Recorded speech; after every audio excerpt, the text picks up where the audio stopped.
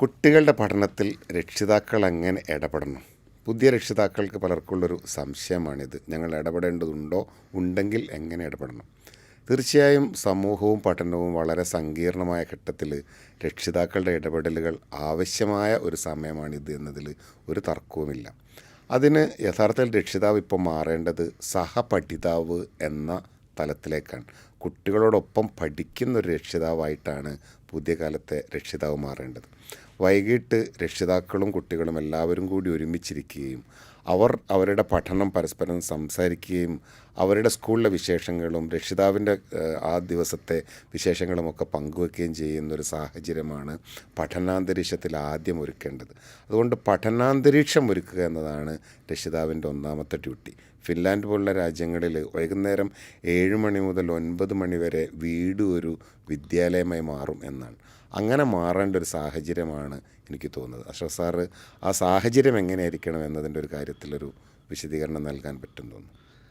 Sir പറഞ്ഞതുപോലെ പഠനാന്തരീക്ഷം ഒരുക്കുക എന്നുള്ളത് തന്നെയാണ് വളരെ പ്രധാനപ്പെട്ട കാര്യം.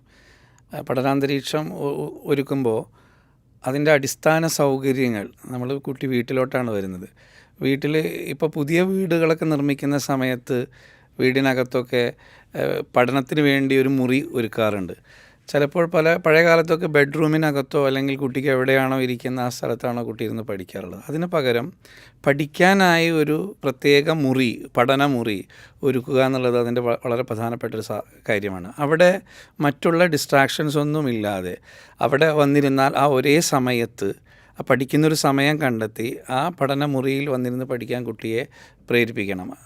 ബെഡ് ഉള്ള സ്ഥലത്ത് കുട്ടി ഇരുന്ന് പഠിക്കുമ്പോൾ എന്ത് സംഭവിക്കുമെന്ന് ചോദിച്ചാൽ കുട്ടിക്ക് ഉറക്കം വരാനുള്ള ടെൻഡൻസി കൂടുതലുണ്ടാവും.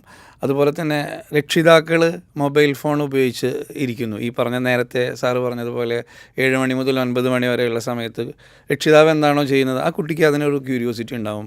ആ സമയത്ത് കുട്ടികൾ മൊബൈൽ എടുക്കാനോ അല്ലെങ്കിൽ മറ്റുള്ള ഗാഡ്ജറ്റ്സുകൾ ഉപയോഗിക്കാനോ ഉള്ള ഒരു സാധ്യത കൂടുതലാണ്. അപ്പോൾ അത്തരത്തിൽ പഠിക്കാനുള്ളൊരു സൗകര്യം ഒരുക്കുക എന്നുള്ളതാണ് അതിൽ ഒന്നാമത്തെ കാര്യം. അതിനപ്പുറം ഈ പഠനമുറി എന്ന് പറയുന്നത് ഒരു പൊതുസ്ഥലത്താവണം എന്ന ഒരു അഭിപ്രായം കൂടിയാണ് എനിക്കുള്ളത്. കാരണം എല്ലാവരും എപ്പോഴും കയറുകയും ഇറങ്ങുകയും ചെയ്യുന്ന പഴയൊരു കൺസെപ്റ്റ് സ്വകാര്യതയായിരുന്നു എന്നായിരുന്നു. പക്ഷേ ആ സ്വകാര്യത പലപ്പോഴും പുതിയ കാലത്ത്, പ്രത്യേകിച്ച് ഡിവൈസുകളൊക്കെ ഉപയോഗിക്കുന്ന കാലത്ത് കുട്ടികൾക്ക് പലതരത്തിലുള്ള വഴികളിലേക്കും പോകാനുള്ള അവസരമായിട്ട്.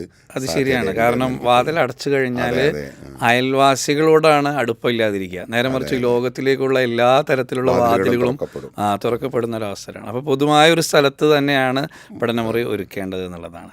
അതുപോലെ സാറിന് തോന്നുന്നു മറ്റു തരത്തിൽ അതിന് വേണ്ട ശേഷികളൊക്കെ കുട്ടിക്ക് ഉണ്ടാവേണ്ടതുണ്ടല്ലോ പഠിക്കാനുള്ള വീട്ടിൽ. അതിന് രക്ഷിതാവ് എന്തായിരിക്കും ചെയ്യേണ്ടി വരുന്നത്? അതായത് പഠനം എന്ന് പറയുന്നത് വിദ്യാർത്ഥിയുടെ മാത്രം ആവശ്യമാണെന്ന തോന്നലാണ് ആദ്യം മാറ്റേണ്ടത്. കാരണം മനുഷ്യരൊക്കെ പ്രവർത്തിക്കുന്നത് സ്വയം കാര്യത്തിന് വേണ്ടിയിട്ടല്ല.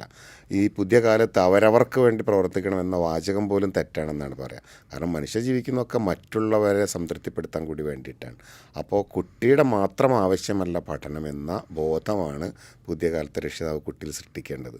രക്ഷിതാവിനും സമൂഹത്തിനും നാടിനും വീടിനുമൊക്കെ ഗുണമുണ്ടാവാൻ തൻ്റെ പഠനം കൊണ്ട് സാധിക്കുമെന്നൊരു കുട്ടിയെ ബോധ്യപ്പെടുത്താൻ കഴിയുക എന്നത് രക്ഷിതാവിൻ്റെ ഒരു വലിയ ഉത്തരവാദിത്തമാണ്.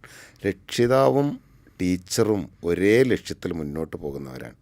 രണ്ടുപേരുടെയും ഉദ്ദേശം ഒന്നാണ്. അതുകൊണ്ട് രക്ഷിതാവും ടീച്ചറും ഒരുമിച്ച് നിൽക്കുകയും കുട്ടികളെ മുന്നോട്ട് കൊണ്ടുപോകാനുള്ള എല്ലാവിധ പ്രവർത്തനങ്ങളിലും ഒരുമിച്ച് നിന്ന് ഏർപ്പെടുകയുമാണ്. അവിടെ രക്ഷിതാക്കൾ ചിലപ്പോൾ പറയാറുണ്ട്, കുട്ടിയുടെ അടിസ്ഥാന സൗകര്യങ്ങൾ ഒരുക്കി കൊടുക്കൽ മാത്രമാണ് നമ്മൾ ചെയ്യേണ്ടതുള്ളൂ, ബാക്കി പഠിക്കേണ്ട ഉത്തരവാദിത്വം സ്കൂളിൻ്റെയും അധ്യാപകൻ്റെയും മാത്രമാണ് എന്നുള്ളതാണ്.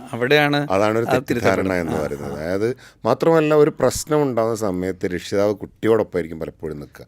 കുട്ടിയെ പുറന്തള്ളണമെന്നല്ല, എന്താണ് ഏത് ഭാഗത്ത് ചേരണം എന്നതിന് അധ്യാപകരുടെ ഒരു പക്ഷം കൂടി കേട്ട ശേഷമായിരിക്കണം എന്നത് വളരെ പ്രധാനപ്പെട്ടാണെന്ന് എനിക്ക് തോന്നുന്നത്. അപ്പോൾ രക്ഷിതാവും അധ്യാപകരും ചേർന്ന് കുട്ടിയെ മുന്നോട്ട് നയിക്കുക എന്ന കൺസെപ്റ്റ് വളരെ ശക്തിയിൽ വരേണ്ട ഒരു കാലത്താണ് നമ്മളിപ്പം ജീവിക്കുന്നത് എനിക്ക് തോന്നുന്നു.